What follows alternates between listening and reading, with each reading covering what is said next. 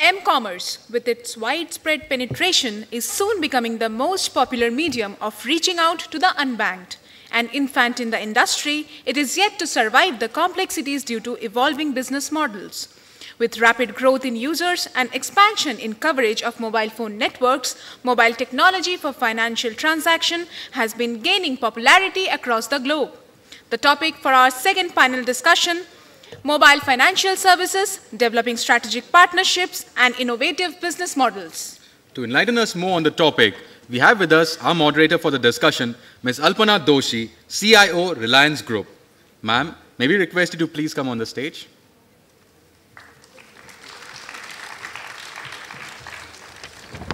Ms. Alpana Doshi is currently Reliance Group's Chief Information Officer and Business Head of Reliance Tech Services, the IT organization of India's foremost integrated telecom company. Ma'am, with over 2 decades of experience in information, communication, and entertainment industry, is driving key IT transformational initiatives to support business growth for Reliance. A member of Board of Directors of TM Forum, she has successfully led major initiatives in telecom, media, and entertainment industry, with telcos like Verizon and Reliance, system integrators and suppliers like Telecordia Technology and Mahindra Satyam, and management and strategy consulting like Deloitte.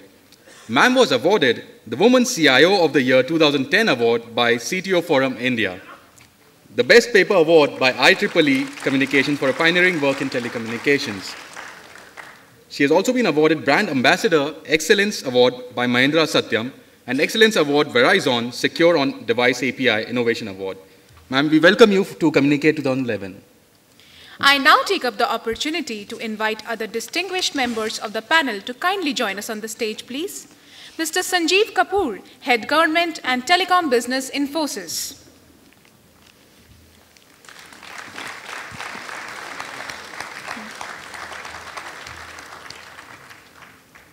Mr. Hemant Joshi, Telecom Leader, Deloitte.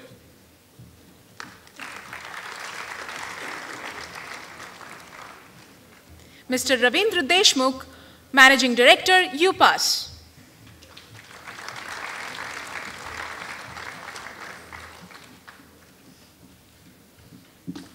Mr. Sanjay Srivastava, Senior Vice President, TTSL.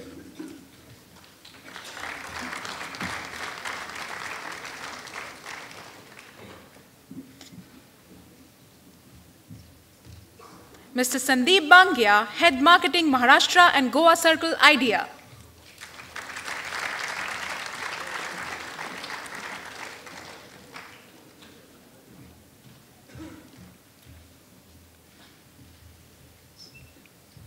Mr. Neil Chaudhary, CMO, Obopay.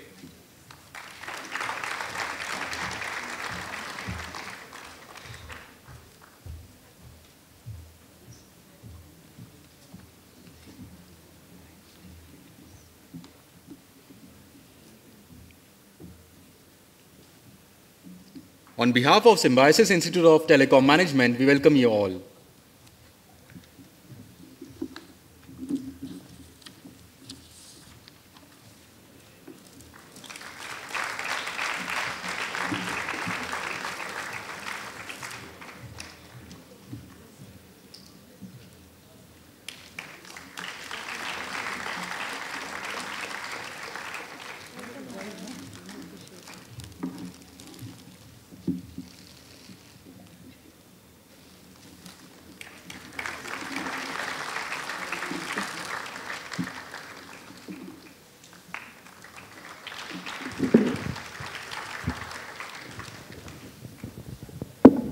I would now request our chairperson to kindly initiate the session. Good evening, everyone. I am sure this has been a very exciting, long day, and my apologies, first of all, to keep you all waiting for even longer time. But I hope we can make this session very fruitful for all of you.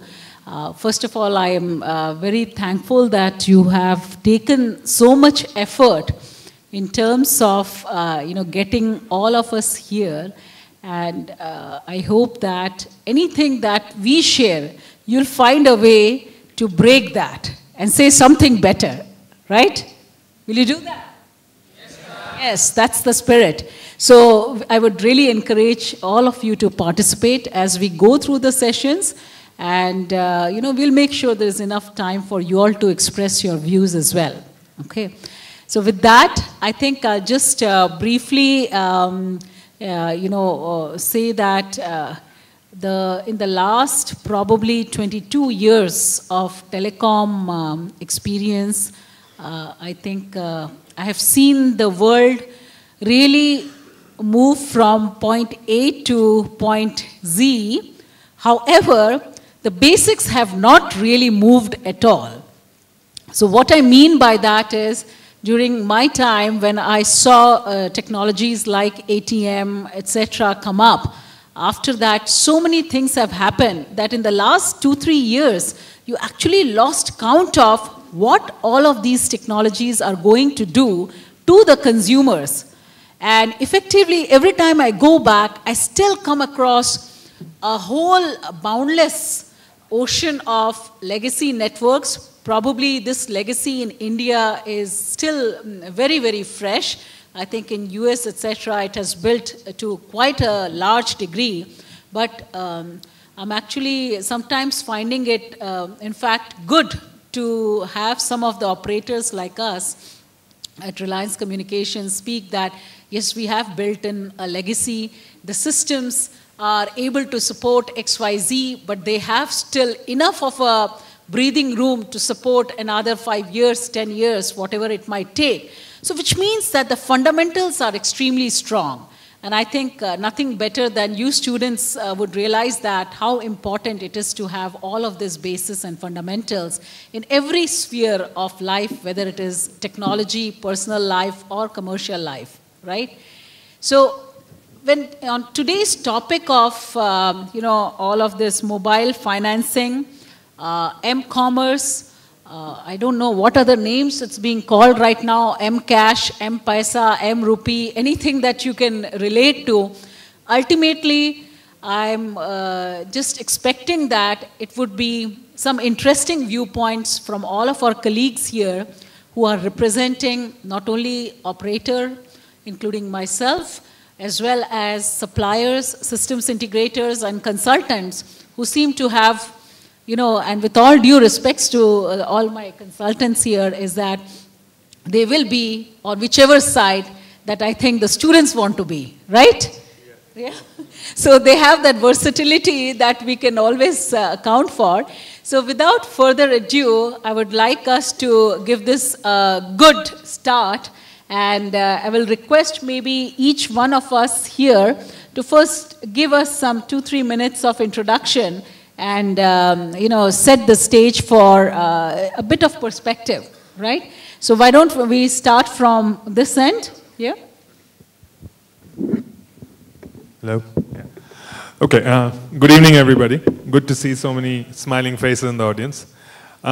So let me start off with a very little brief introduction on what we do, which is what Ovopay Inc. does. And then I'll kind of gradually lead into why mobile money and why mobile money is so big for India. What do? We are a California-based company. We deliver, devise, customized solutions which will enable market makers to make their own branded mobile money services. Is this working? Yeah. We do low-cost solutions for our suppliers, for our partners. We do digital wallets, we do money transfer, we do disbursements, bill pay, minutes top-up, cross-border remittances, M&M commerce, etc., etc., etc. Now, moving back to why India, right? You think today India is at the cusp of, you look at just sheer numbers. We got almost 900 million mobile subscribers. Let's say, there are dual phones, so at least 650 mobile subscribers. The phone is becoming the heart of every consumer's ecosystem. Your phone is everything, right? And you just ask yourself. You all do so much on your phone: your email, your social networks, sending messages, calling people. Those are the basics. But today, as the country evolves, the phone will become your financial instrument. The phone will become your internet. The phone will become everything. Hence, mobile payments, mobile money becomes so much more important in this country.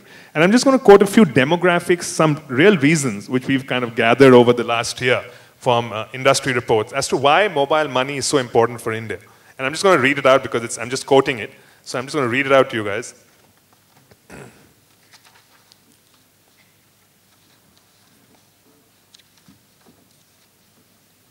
bear with me for a minute.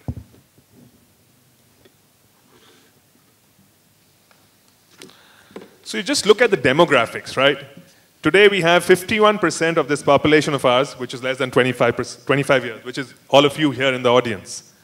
67% who are below 35, and I'm talking about more than 1 billion population people. So if you have 50% who are less than 25, that's 500 million people, who are all very mobile savvy.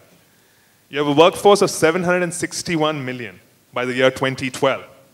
There's a need gap, right? There's 1 billion people, there's 800 million cell phones minimum. How many bank branches? 80,000 bank branches. Do the math, guys. So there's not enough banking opportunities for people. You know, how many people still go to a bank, and what are the headaches which are involved? And with due respect to all bankers here, banking is, you know, in my mind, 1.0. Mobile payments, mobile banking is 2.0, and we're all living in a new technology today. There's a whole unbanked paradox, right? So the regulator, RBI, who's very progressive, what is the buzzword you're hearing all the time today? You're hearing financial inclusion. You want the bottom of the pyramid to be serviced. You want people who are not banked, the unbanked, to get access to their first bank account. And this is where mobile money comes in. You know, you have 50% of rural population who keep their savings at home. You have 69% of population which is unbanked. And you have mobile banking, which will bring down the cost to serve customers by 50 to 70%. There's a migrant population in India. There's a blue-collar exodus. There's a white-collar exodus. There's exodus for education. You guys are here from different parts of India. You're all here to study. There's a line blurred between mobile banking and traditional banking. Interest payments, microfinance payments, et cetera, et cetera. Keeping all this in background, it leads us to one realization. And that's the reason why we do business in India with our partners, which is Nokia and Union Bank and Yes Bank. There's a huge addressable population of people who need access to a financial instrument. And that's why mobile payments is really going to take off in this country. You know, you must have, if you've done a little bit of research on mobile money and mobile payments, you must have heard of M-Pesa. You know, they are the big boys in this whole category. They have 14 million or 15 million subscribers in Kenya. And everyone just talks about M-Pesa. But, you know, let me be honest. In 2 years, India will become the holy grail of mobile money. It'll be the largest deployment in this country, not just through OvoPay and Nokia money. It'll be through all the other partners who are coming in. And the only way that's going to happen is through a robust ecosystem. Mobile money is about an ecosystem which is vibrant, about partnerships, about banks, associations. The whole partnership is what is going to make mobile money grow. Here you go. I think that's my 2 bits, and I'll jump in again. Thank you, Neil. I think that was helpful, I'm sure. We'll just move to the next speaker. Please go ahead and introduce yourself, I think. Thanks, Alpana.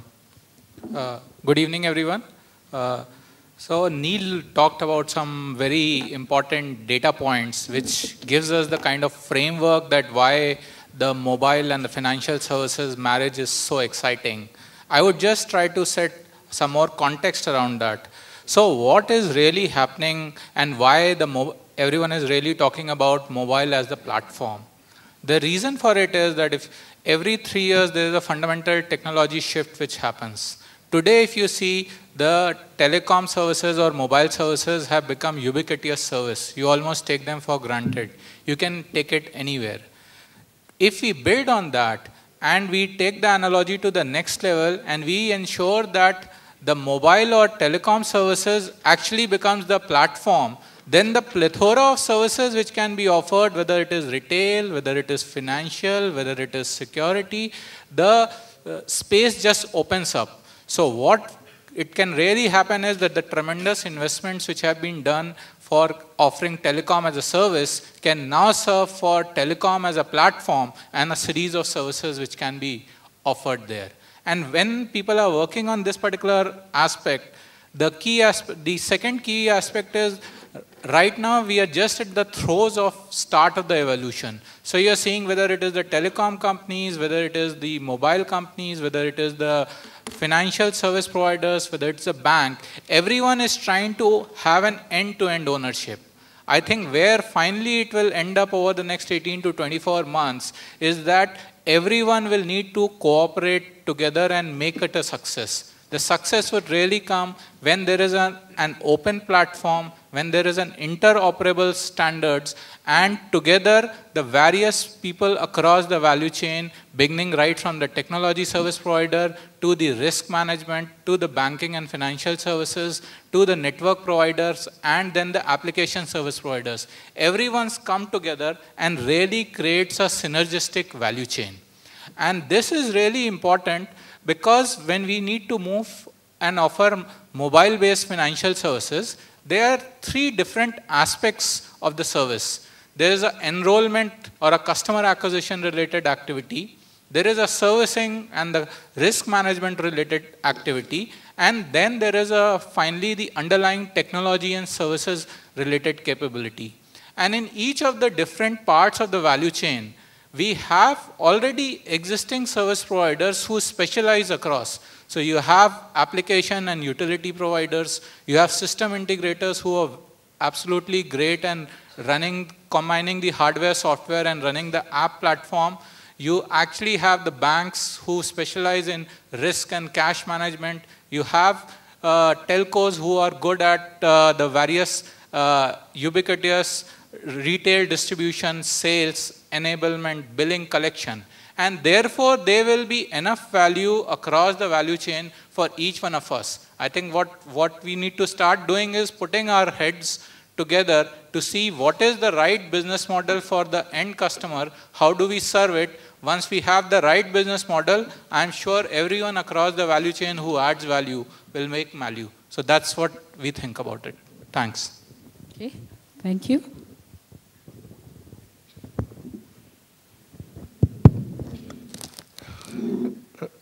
I'm from Deloitte, and every year Deloitte does global and India predictions, TMT, Technology, Media, Telecom predictions. And you can go to the Deloitte website, deloitte.com/TMT, and we've been doing these predictions. You'll find predictions, and our success rate has been about 75%, hit rate.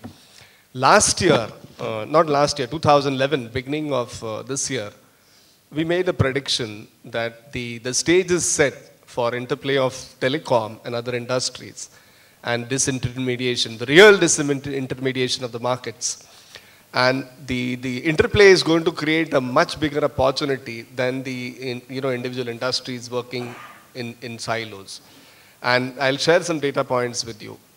So for example, healthcare, it was about $35 billion in 2009, is expected to reach to about $77 billion in 2012. Education, about $57 billion in 2009, expected to reach to about $80 billion in 2012. Information and entertainment, from about $13 billion in 2009, expected to reach to about $24 billion by 2014.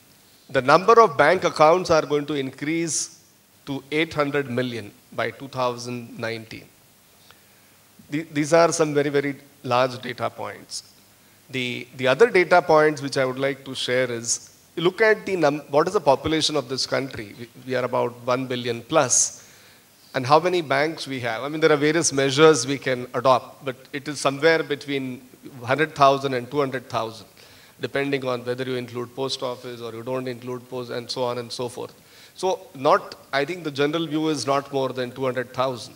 You do simple arithmetic and you will see how much population of the country is not covered by the banking. 60% or more is unbanked population in this country. To create a physical brick and mortar banks is a huge task. So the case for mobile banking is very, very clear. The other, the other interesting data point is, what are the number of subscribers you have? You have more than 890 million subscribers. Even if you discount for double SIM and whatnot, you have 700 million subscribers. Huge penetration.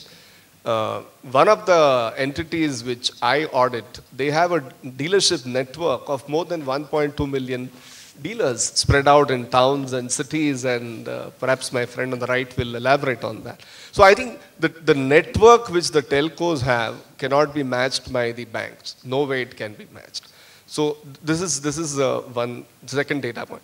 The third data point is, you look at the ARPUs of the telcos. They are dropping. Voice is speaking. So they need to get new sources of revenue. So from the telco's point of view, there is a compulsion to look at new sources of revenue. So these are some of the very interesting data points. Recently, Deloitte had a global leadership, TMT leadership in Beijing, and a CEO of a very large Chinese company He was there and he specifically mentioned, don't quote me in public forum, so I'm not going to give his name. But he said that, something very shocking, and perhaps many people here may not like to hear, that ultimately telcos are a dumb fat pipe. Whether we like it or not, it is a dumb fat pipe. And what goes through the pipe is really going to create revenue. So I think these are some very, very interesting data points. And the case for a mobile financial transaction, mobile financial services, I think it's compelling. It's staring us in the eye, So I think with this, I hand over. Okay, thanks. I think these are raising some very interesting points and questions and turmoil, at least in my mind. So I think panelists must start getting ready for a few questions. But before that, I think let's complete the introductions here. Thank you. Good evening, everyone. My name is Sanjeev Kapoor. I'm from Infosys.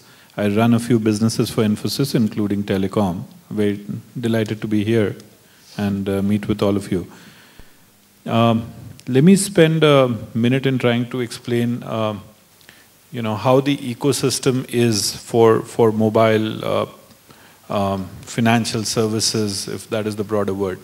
So everybody understands that the banks have a key role in this setup, and a lot of people who will challenge what is the role of the bank. But in today's setup in India, a bank is a key player. RBI has not regulated that the telecom companies can hold cash. So every day, whatever holdings exist with the telecom operator have to be flushed into a bank account that stays with the bank.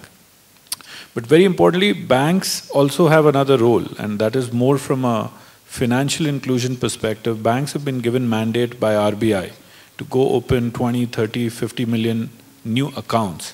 And these accounts are going to come from the bottom of the pyramid. They're obviously coming from the people who are unbanked. Those metrics are absolutely right. There are about 1,44,000 bank branches in India, out of which 84,000 are from scheduled banks. The rest are regional rural banks.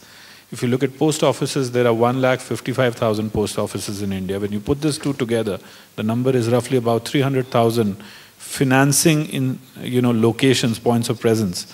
Compare that with the 2.5 million points of presence that the operators have. Together, the total number of retail distribution outlets mobile operators have together in India is 2.5 million. So clearly, banks have a role in this. Banks really need to, the banks have been told to go open new accounts, and there is no way they can open these accounts without the help of telcos. So telcos are key players into this.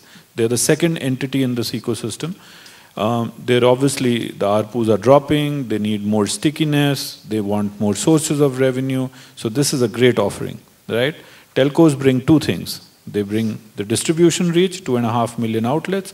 They bring the subscriber reach. Subscribers, our friends mentioned 890 million or 700 million, whichever way you look at it. It's a huge reach as compared to the banking setup. But then there are other players in this ecosystem which are very important to talk about, right?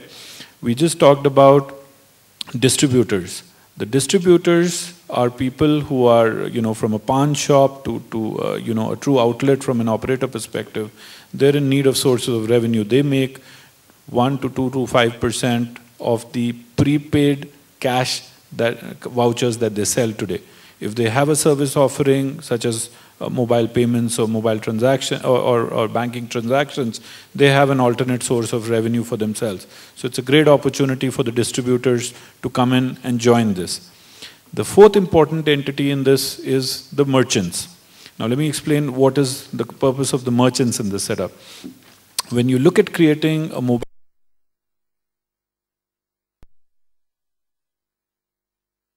of using this wallet, because just keeping the money is only one use case. By the way, it's an important use case, it's an important setup.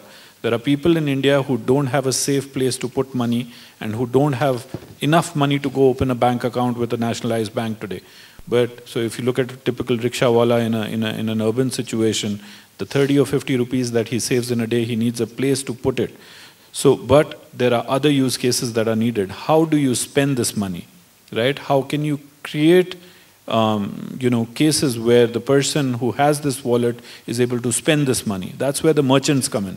Merchants are of all kinds, physical merchants, such as that neighborhood grocer that you have, Or they could be online merchants. Just imagine a situation where you're on a Make My Trip, or you're just buying, something on a grocery food store. One of the drop downs says Visa, American Express, and then it says mobile money. That's one of the options. You put in your mobile number rather than putting in your credit card number. So merchants of various kinds are critical to this setup. But then there is another category, which is platform providers and technology providers. That's where Infosys comes in, by the way. We help build the technology that puts all of this together. And there are lots of companies in India who are trying to build platforms. This is going to be a very, very large volume transaction. So it requires scale, it requires investments, right? That's where we come in. And then there are other technology providers as well. There are technology providers who create new offerings. Handset manufacturers. Handset manufacturers are a key part of this setup. Nokia is in this in a big way. They're trying to put something on the phone that can help you transact using mobile money and all of that. There are NFC. I don't know if you've heard about near field communication, which is a big thing. I mean, if you can touch something and the transaction happens rather than going through a menu process.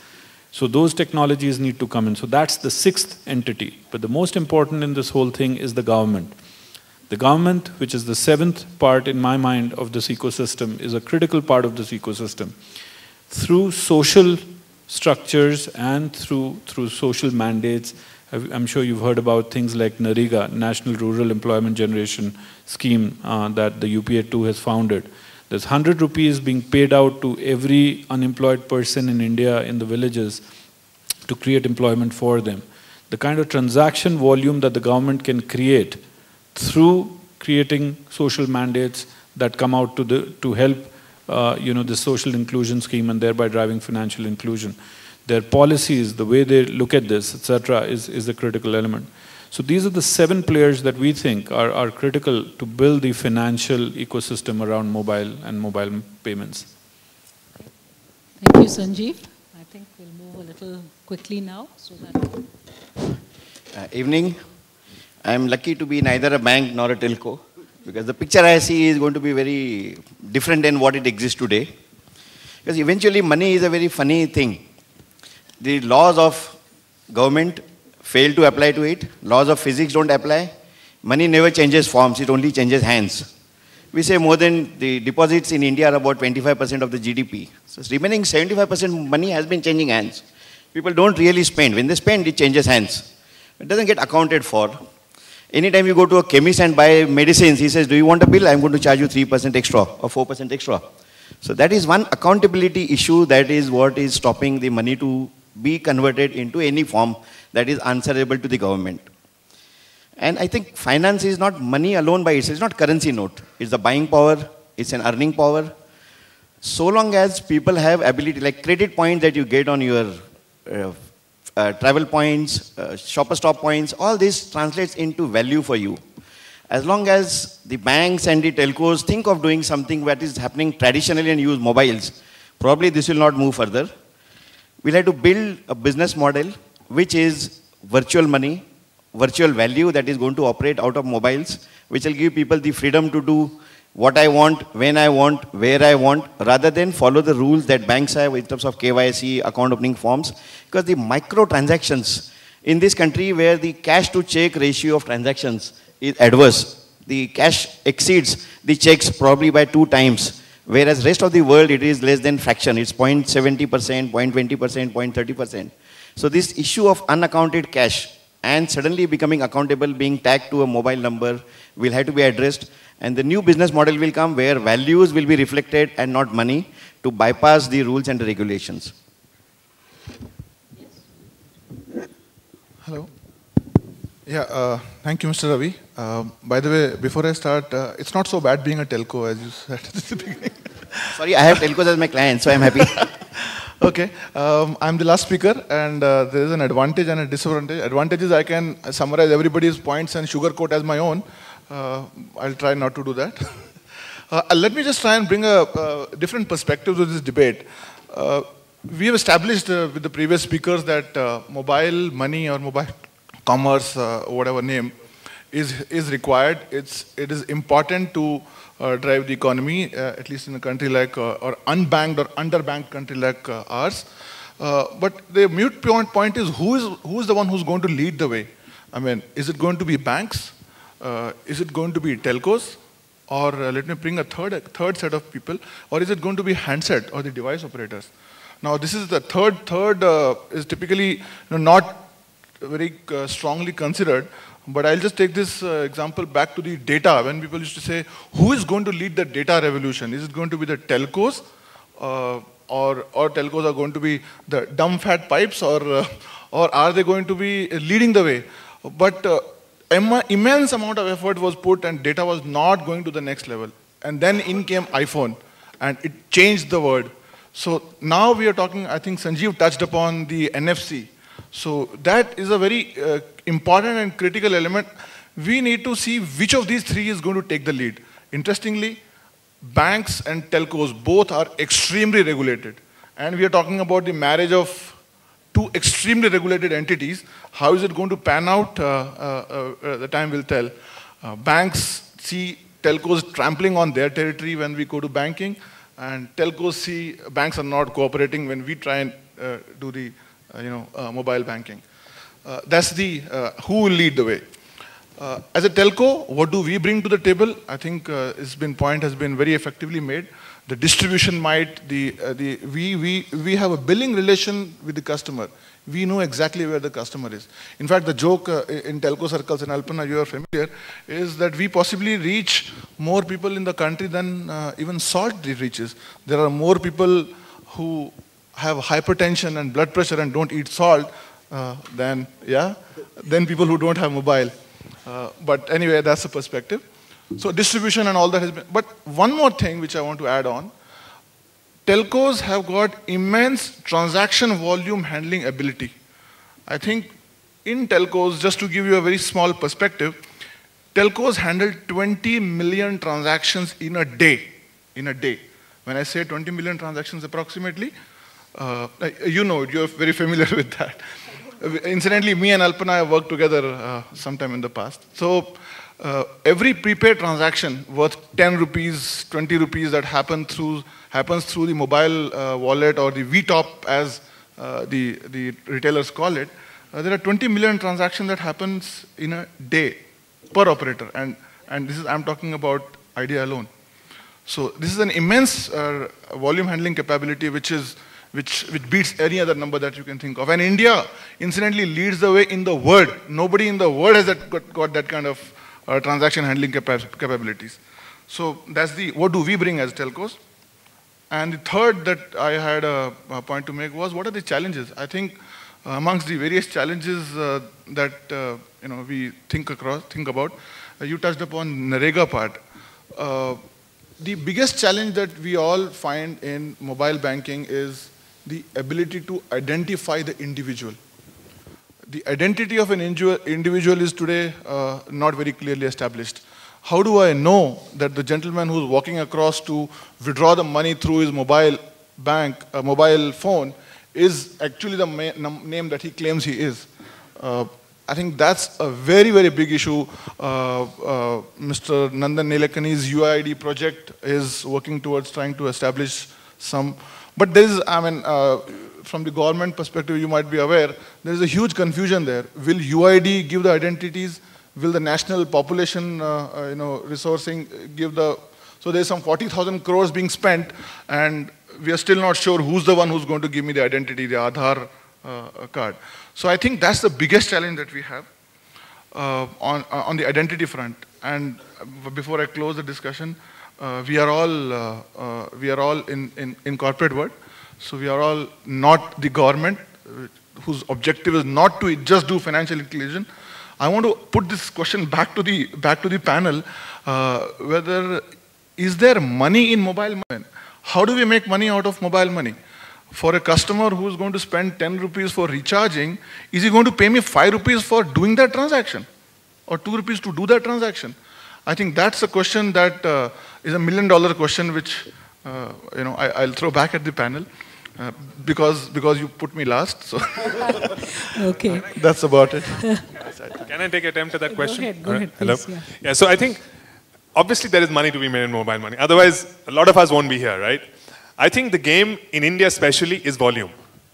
So, a provider will make a transaction fee, a percentage fee on volume, right? So on every transaction, you make X. Sure, with a game, with a captive base of 1 million, you're not looking at much money. But when you're looking at millions of subscribers who are transacting, who are doing millions of transactions a day, the money game is pretty rosy. I think that's the reason we are here. So I think there is money to be made in mobile money. Okay. And there's also socio cause, which is also a great cause. If I can just take 1 minute to elaborate this point in terms of numbers, you take 70 crores subscribers, 20 million transactions, 25 paise per transactions. Do the maths. Actually, the maths doesn't work that way. Let me tell you, we're running some of the only deployments in India that work in this, and there is a big question around that setup. So my thinking is that this is a very, very, very long tail business. It will pay off in the 5 to 10 year horizon. It will not pay off in the near term. The cost to deliver the transaction needs to be below a paise.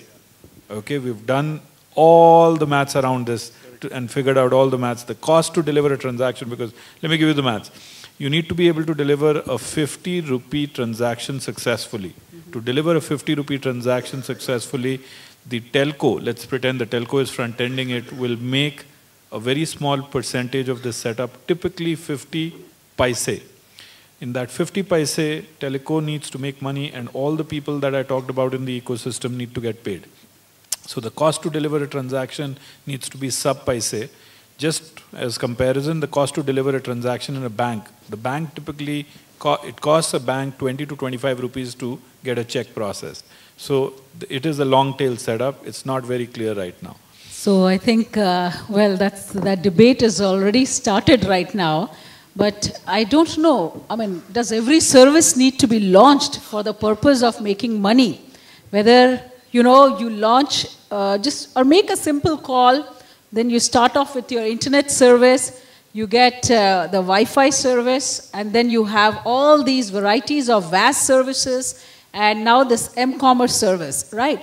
But the world doesn't stop for a telco, and the idea is you have to keep doing something new, don't you? I mean, in every sphere, if any vertical industry becomes a stagnant industry, it is going to die. So I believe, and from an overall principle of whether it is a banking industry or a telco industry or pure consulting, it does not matter. You still need to be in service. If you want to offer products, you have to offer it. But the key here oftentimes ends up being you already having some kind of an infrastructure. Some telcos will make money out of it. Some other telcos will use it as a customer stickiness point. So there are various KPIs that can be generated as a result of this particular, uptake, if I may, call it that, depending upon how much will be the uptake on mobile financing. So let me just ask here one of the questions to Sanjay, right? Sanjay, in terms of the overall context here, everyone is pretty much carrying a mobile phone. I mean, forget about these students. The teenagers and the younger students, they are all, wanting a mobile phone. I remember my 6-year-old says that, how can I be without a mobile phone, right? So everyone in the industry carries a mobile phone. But how do you see the overall role of mobile phones changing?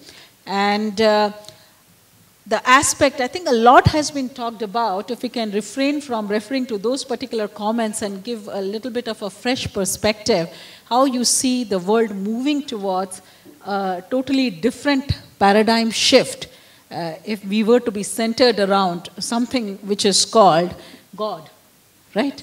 So can you please address that? Sure. That's an interesting context which you have put, Kalpana. And if I relate it back to where you were talking about that the infrastructure is already there, how do we leverage?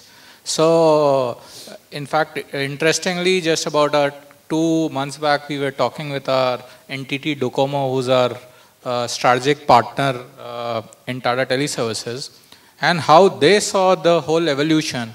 They thought that if we really look at the role of mobile on a 4-stage cycle, I think right now we have just reached the second stage.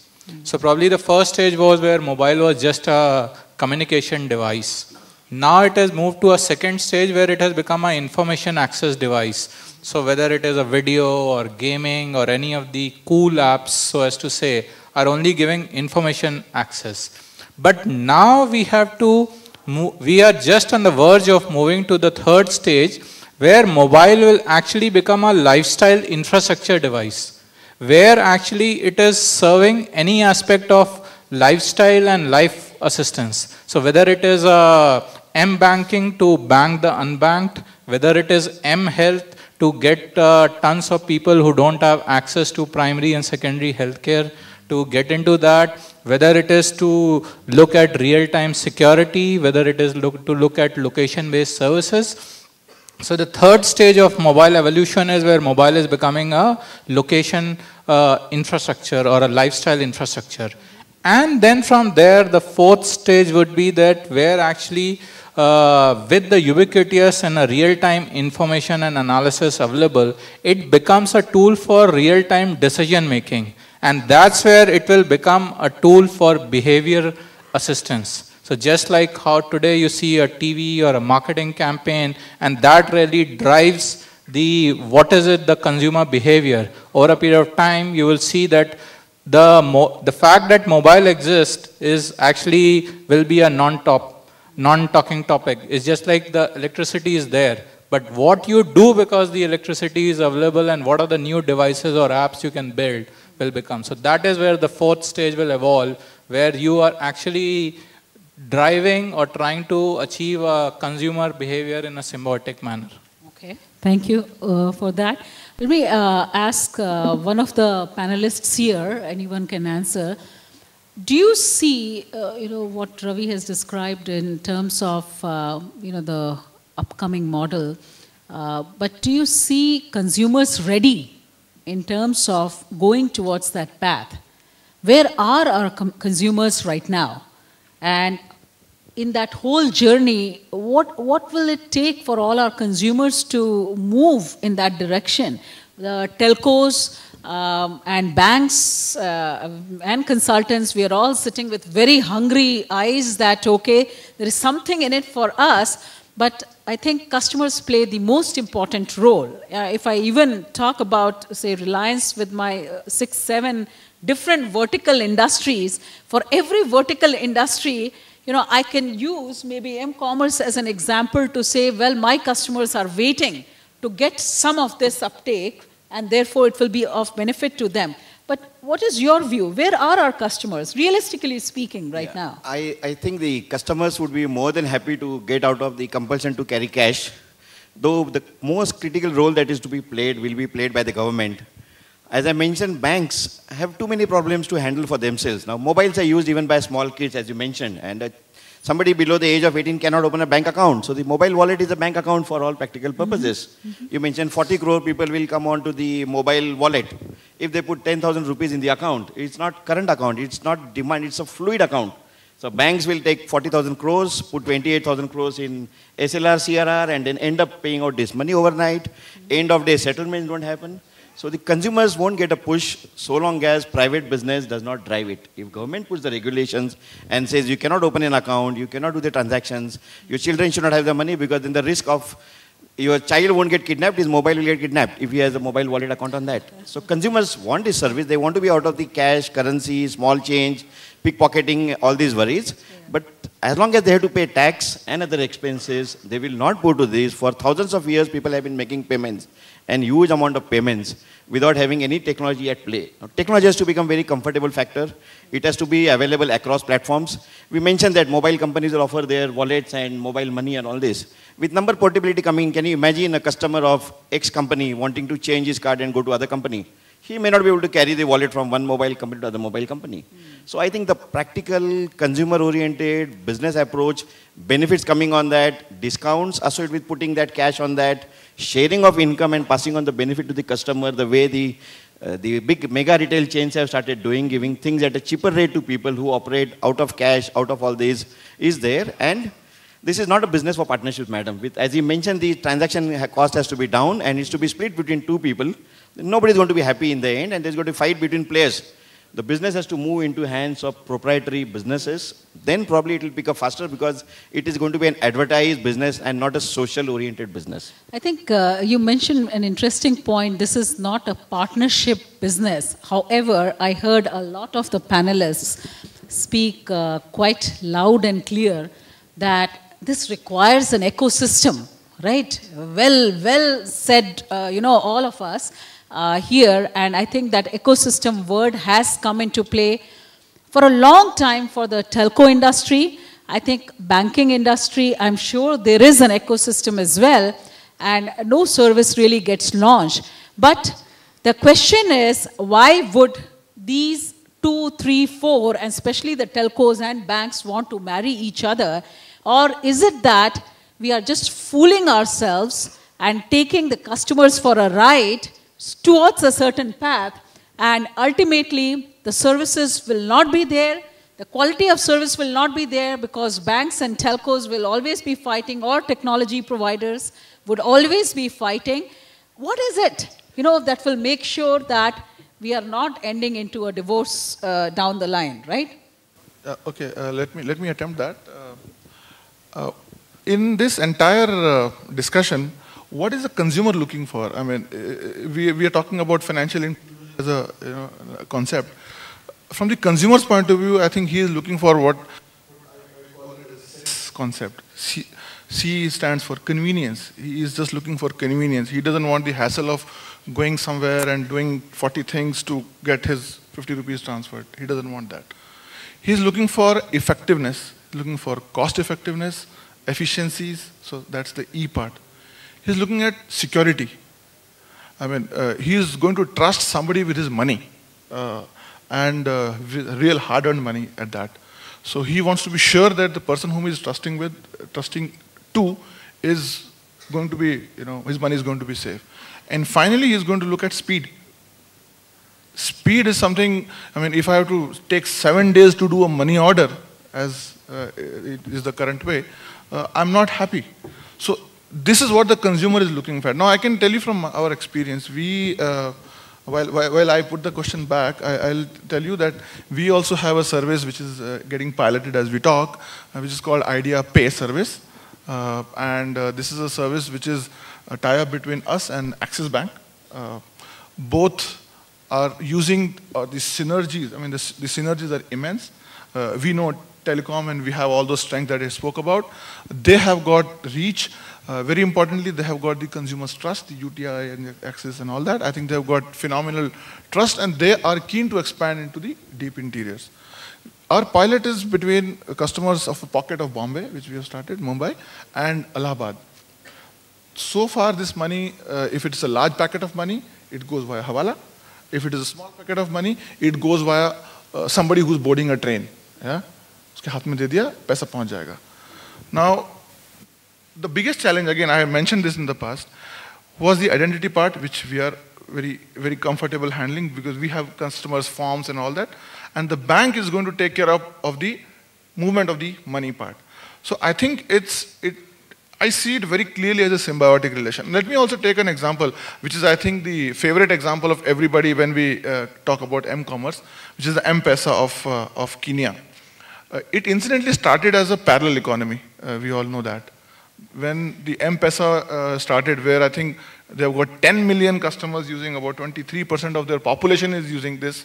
It started off as a parallel economy because Kenyan banking was not evolved, and carrying cash in Kenya was like committing suicide. It was that dangerous. So now M-Peso has done what, and now it's back into the legal channel. Because somewhere this money has to come into the mainstream, even if it is cash. It has to come into the mainstream, and that is the point where banking and the channel, I would say telco here is a very effective channel, and they come together. So it has to be a symbiotic relation, and at least till the near foreseeable future.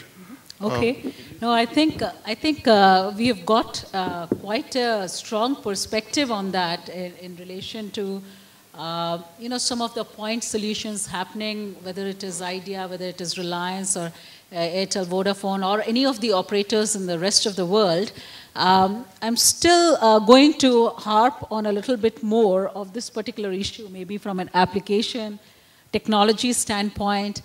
I think the government, though, is actually, they are doing quite a bit. In fact, for the past couple of years, the way in India, telecom has taken a limelight. It is really a buzz as well as a reality. And it's notable to see the influence that the regulatory bodies have had, without which I'm sure none of this would have taken up, with the kind of speed it has been taken up, and consumers are very, very well aware of it. Now, from a technology standpoint, when we talk about it, and though I'm a telco, I won't be biased towards asking questions which are only towards a telco, but more also from the bank perspective, because banks bring in a strong framework of security, like you mentioned, in terms of making sure that any customer pretty much right now is definitely a telecom customer, whether it's a landline or a wireless customer or any kind of customer. There is in everybody some kind of a telco blood in them, right?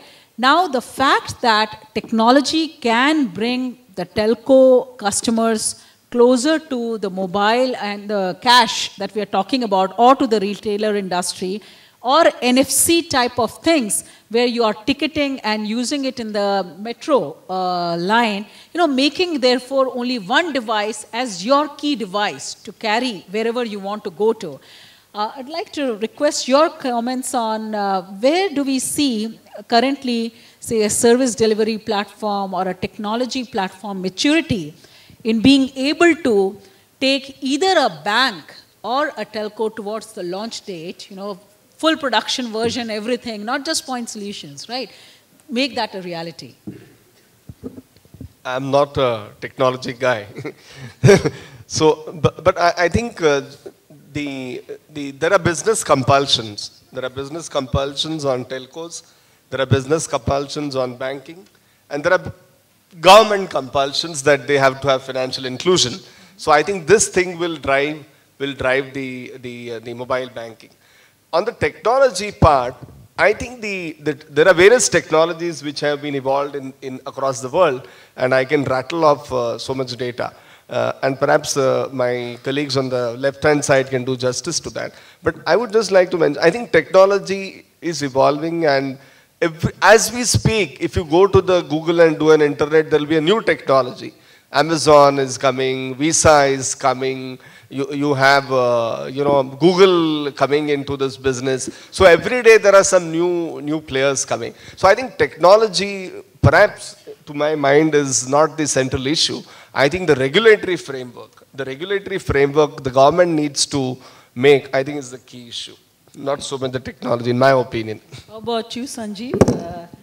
I think you come from that background. Yeah. If you might be able to comment. If you look at it from, so firstly, I want to spend 30 seconds on the fact that, that there is no way that, the collaboration between, these entities that we're talking about will go away easily. And let me explain why. One of the biggest reasons why telecom is successful is that because each telecom operator is able to interoperate with another telecom operator. So a Vodafone call lands up on an Airtel phone, and an Airtel call lands up on an Idea phone, and that is critical for a banking perspective as well. If you are going to use this wallet to make any kinds of payments, you don't want to be restricted by the fact that the consumer, the other person that you're sending that money to, is the consumer from the same telco or the same bank. And that essentially will drive collaboration. I don't know how many of you, actually you should all be aware that the telcos got together and created the tower industry and all of that. We see that happening in the mobile commerce space as well. Coming to technology setup, very importantly, I think technology plays a very critical role in two areas. One is usability and user interface, because while telcos do millions of transactions a day, some of those transactions are not successful. The calls drop. Once you have that, as in a transaction is not successful, which means I'm charged my 100 rupees, but the recipient doesn't get the 100 rupees, the faith will drop. So unfortunately, it doesn't work the same way in the financial. So security and closure of transaction is a critical aspect. Everything has to be trustworthy and 100% successful. There is no room for failure. So there is a big difference, and so technology can help achieve that. The second important thing is, so usability is a key aspect. How does one use? Is it touch, right? Can I go to a counter where somebody swipes a credit card, instead of swiping a credit card, just touch something with my phone and the transaction is complete? If I can do that, that's clearly a very, very usable solution, right? I don't have to go through features in the menu. The other issue that technology will help drive is lowering costs, and that, by the way, is an important aspect in the industry. Today, I'll give you a data point on the core banking, or the banking side of the industry. In the last 10 years in the banking industry, advances have gone up 5x, deposits have gone up 5x. So 5 times the number of deposits, 5 times the number of advances for the banks. This is public sector banks, by the way, in India. The staff in public sector banks have only gone up by 5%. So this is what technology can do.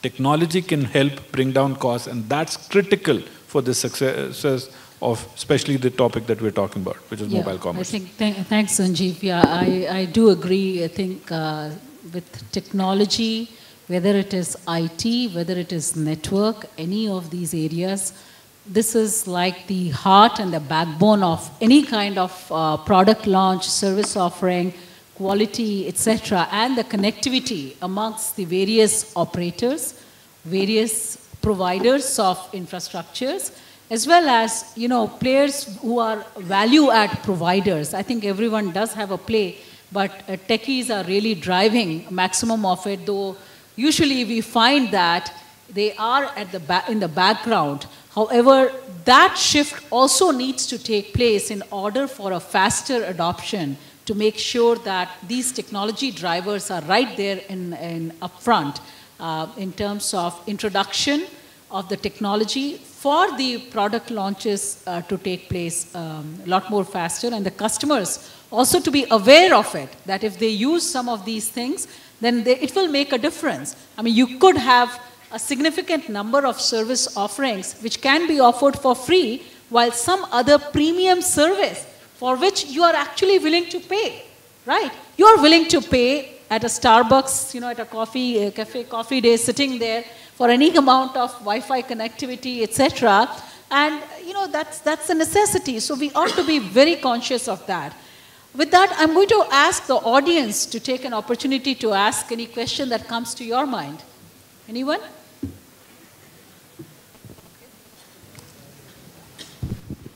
Good afternoon, panel. My name is Rohit Ayal. I am from Marketing and Finance. Considering India as a price-sensitive market, what should be the ideal revenue share that should be shared between the various players in the value chain, so that this M-banking can be pushed in India? Like, I want to know what, like, per transaction, how much share, revenue share should be shared among various players of the value chain? Okay. That's the secret weapon, you know. But I think, you know, let me just address it first a little generically, and then if anyone wants to add to it, if anyone is willing to share all of that, right? But we'll hire you one day and we'll share every bit of it, right? So, you know, we do a more end-to-end standpoint of what does it really cost to offer a service, right? So cost per subscriber. And therefore, whenever we are doing some kind of a rev share arrangement, it has to be proportionate many times to the time to market, the volume to market in the subsequent phases that the service has to be deployed. And that's pretty much the case, I think, whenever any service is being launched. So that is a generic formula.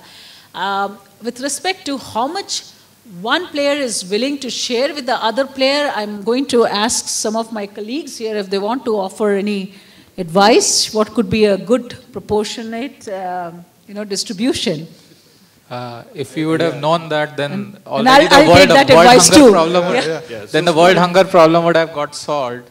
But I think how you need to see it is because it's a evolving space. Therefore, there will be different business models for different business segments.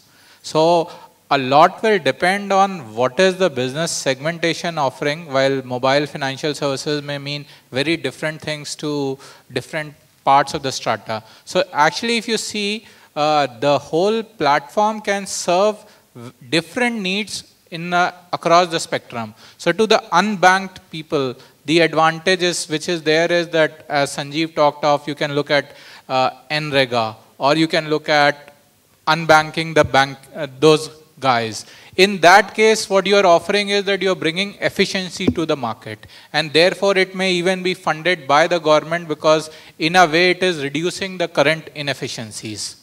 On the other hand, suppose you may be offering mobile financial services to a SME or a SOHO, where they use that as a platform and actually pay out whether to their vendors or to their employees. In that case, you can actually charge it at some kind of a revenue model, because actually you are giving them the accounting, the real-time cash flow, which they could never have afforded.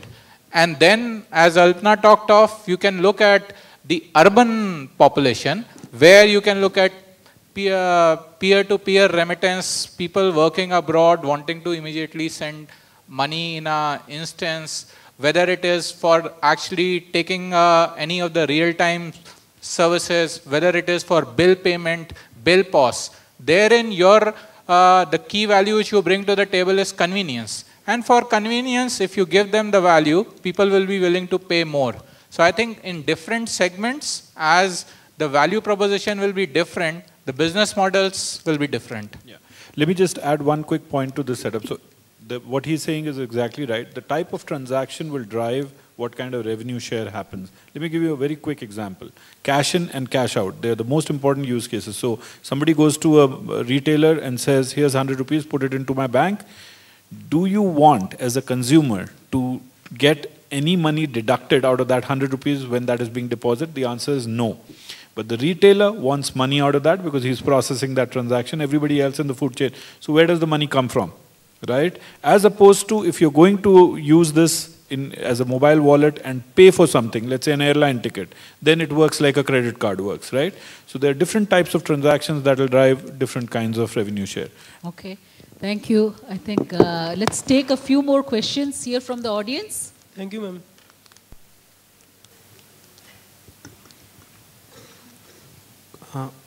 Hello panel. My name is Anirban Chaudhary and I'm from System Finance second year. My question is about can we include government-aided institute like IITs in the ecosystem so that this whole mobile financial services can get a boost? Because there are many new players, entrepreneurs who want to start their businesses in rural India, but they do not have the enough money to start.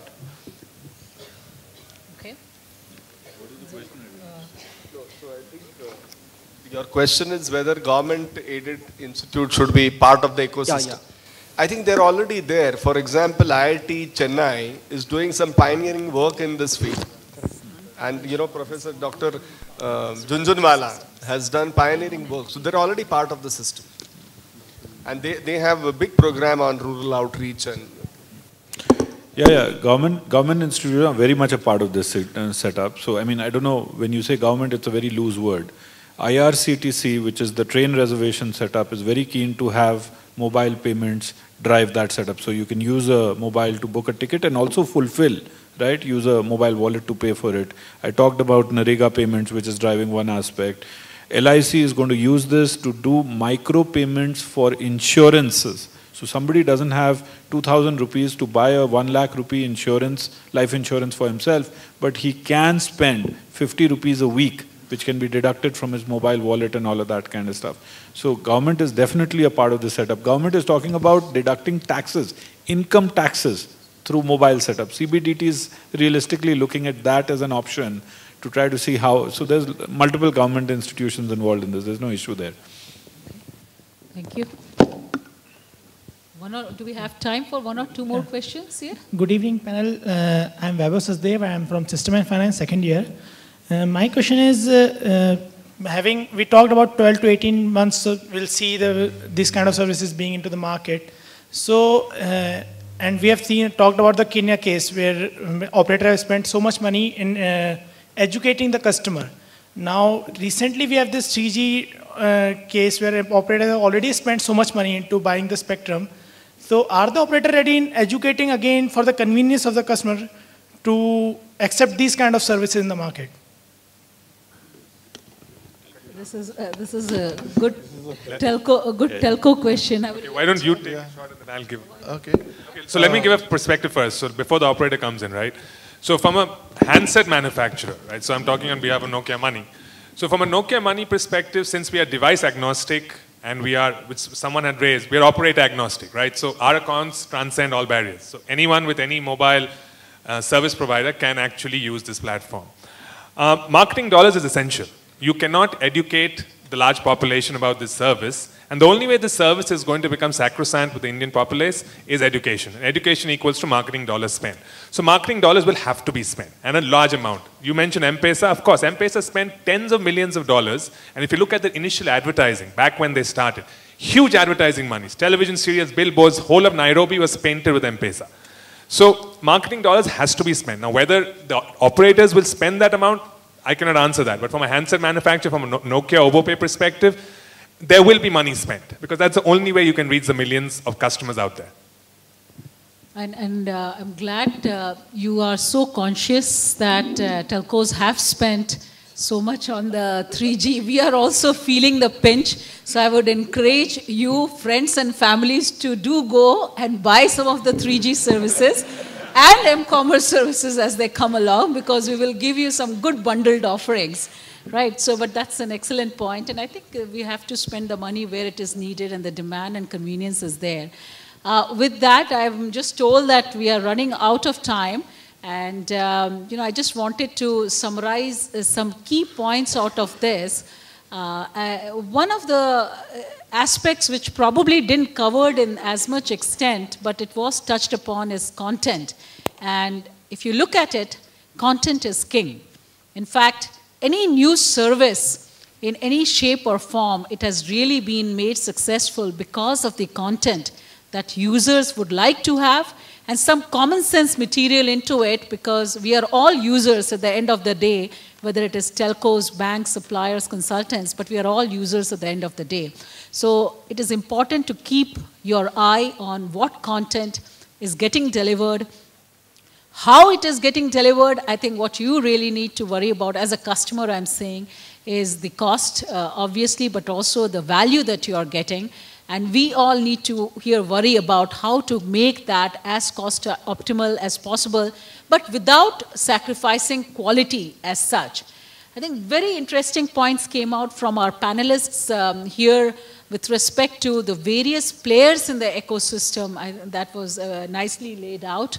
At the same time, the uptake from the rural versus urban, those kinds of populations is also to be seen as such. And in addition to that, the fact that the banking industry has a good reach, the telcos have probably, a bigger reach, but there are still co-location points where the marriages can take place extremely well. But it is also an important aspect that governments and regulatory bodies will need to continue shaping the framework such that the entire ecosystem gels well and we are able to deliver the kind of service you need. With that, I thank all of you for your precious time here with us, and a big hand to all of you.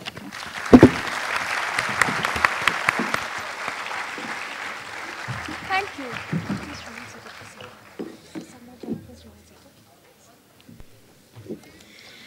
Thank you, respected panel members. It was indeed a privilege to get the holistic overview of mobile financial services from the representatives of renowned players of the entire telecom value chain.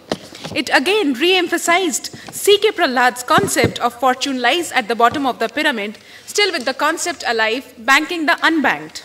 I now invite my colleague to felicitate esteemed dignitaries with memento as a token of our appreciation.